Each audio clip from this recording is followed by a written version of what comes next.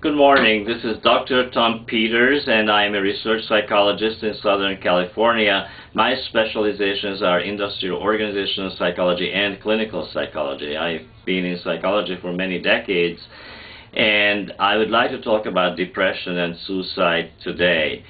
The topic got a lot of attention on TV and on radio, and celebrity suicides, two celebrity suicides, Kate Spade and Anthony Bourdain, played a role in these interviews that I saw and listened to.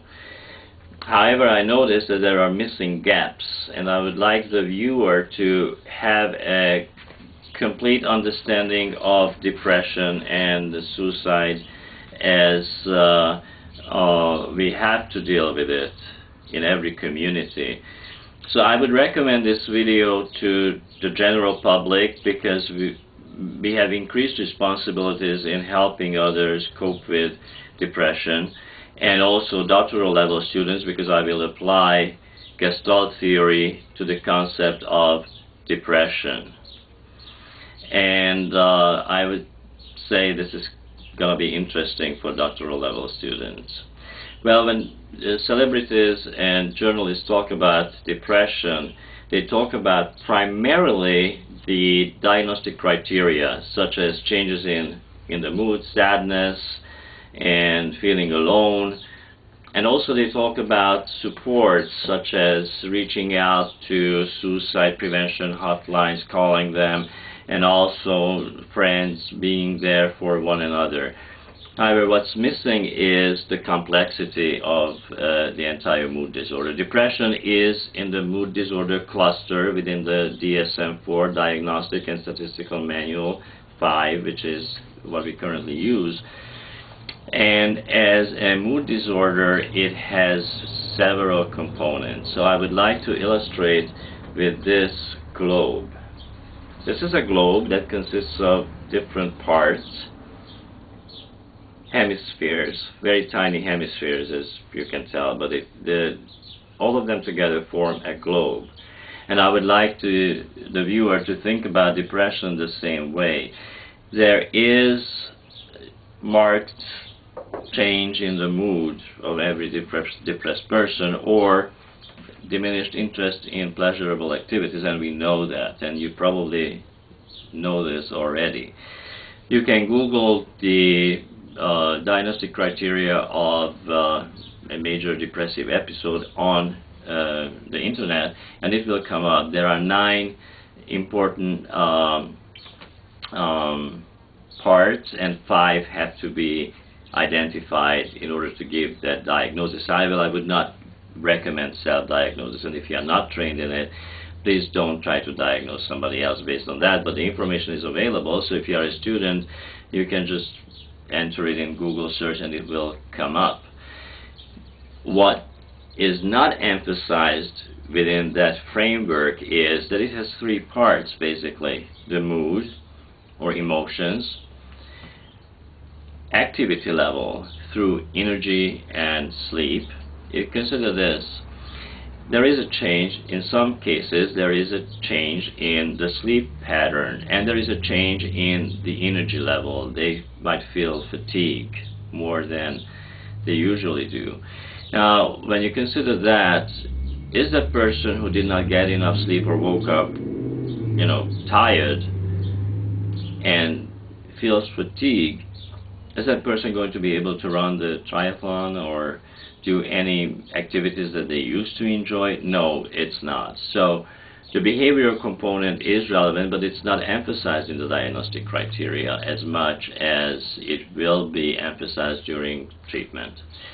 Also, the thinking component is not emphasized enough because there is a change in the thinking. Maybe they don't have the capacity to think. Maybe there is an indecisiveness that characterizes the person with depression. But in any event, the thinking is a relevant part. Now, the most accepted treatment for depression is cognitive behavior therapy. And cognitive means thinking. There are cognitive distortions that characterize depression. For instance, all or nothing thinking. If it cannot be my way, it's not worth dealing with it. Or everything is going to end in a negative way, catastrophization, and that has to be worked through in therapy.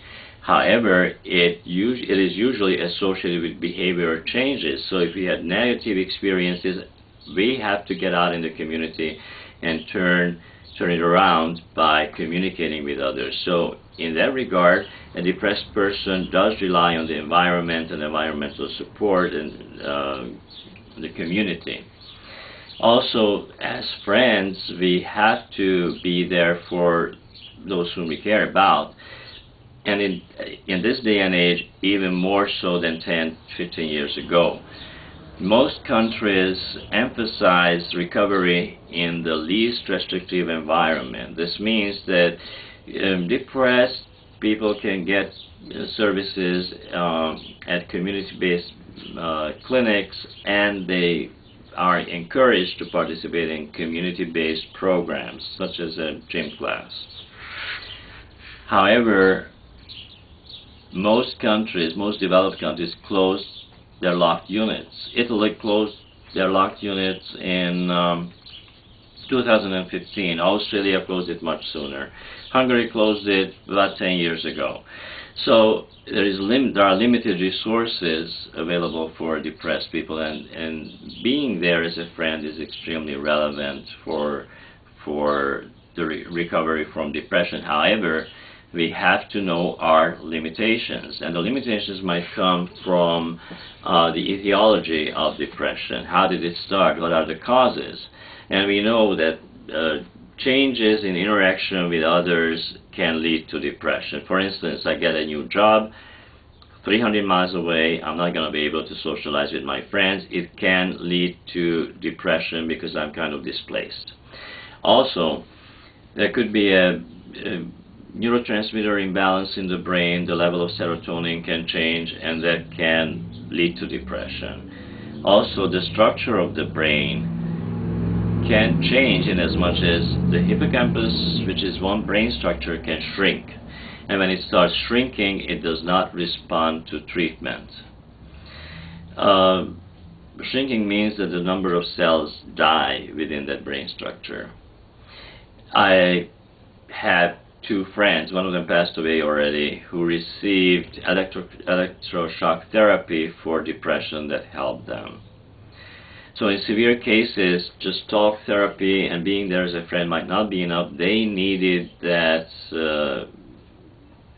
intervention in a hospital setting, electroshock therapy. There is a new medication which might or might not be on the market already, but they were doing research in that medication component, the effectiveness of the component of the medication, NIS 189 phosphate, about 2 years ago. So it might already be on the market. You can question your pharmacist and ask if they heard about this molecule, because this will increase the volume of the hippocampus in the brain. Now, that is wonderful news for most people who are severely depressed. Well, applying Gestalt psychology to mood disorder means that when you combine all this information, you get to something else other than just the diminished interest in activities. Combine it, and the mood disorder, this cluster, is completely different. And I haven't talked about bipolar disorder yet, but it could be a different presentation. So Gestalt means that the whole consists of different parts, but it's different than the sum total of its parts. All of us experienced sadness before. At one point in time, all of us felt unloved, not wanted, and especially when the relationship ends and we are rejected. But that doesn't mean that these experiences will come together as depression. However, depression, based on its components, is completely different. Now, I would like you to give me one more minute of your time And I would like you to go on a different YouTube channel and listen to the poem of Anne Sexton. It's her own rendition, and the poem is Her Kind. So you enter Anne Sexton, Her Kind, and it comes up, and it's her own rendition in 1966. And I would like you to answer one question to yourself. Do you see the person in that poem? It's only 3 verses. Or the disorder, or maybe both. But let me tell you that I see the person who is telling me that just like any young adult, she experienced the wild side. Just like anybody else, she did things that were not quite understood in her environment.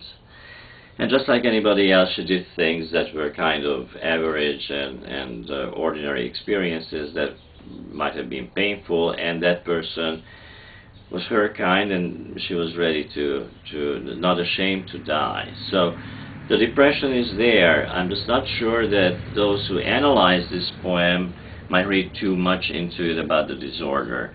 Because what I want you to take away from this presentation, apart from what I covered in depression, is that we are talking about a person. And the person and depression are 2 different things. The depression as a disorder might cover up everything about the person. But trust me, if you like food with cilantro, or if you like sweets, no matter what you experience, or no matter what you do today, that will be with you because it's part of your person. And it's the same thing about different type of movies. Some people like horror movies, some people don't like it, some people don't like it.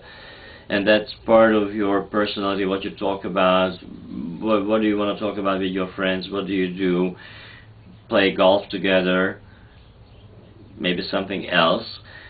But that person, that self of the depressed person is still there, but it's covered up by depression. So when we talk about recovery from mental illness, it means we kind of help the person come alive, but we have our limitations. Anyways, enjoy the rest of the day. Thank you for watching, and please subscribe for my channel. Good day. Bye-bye.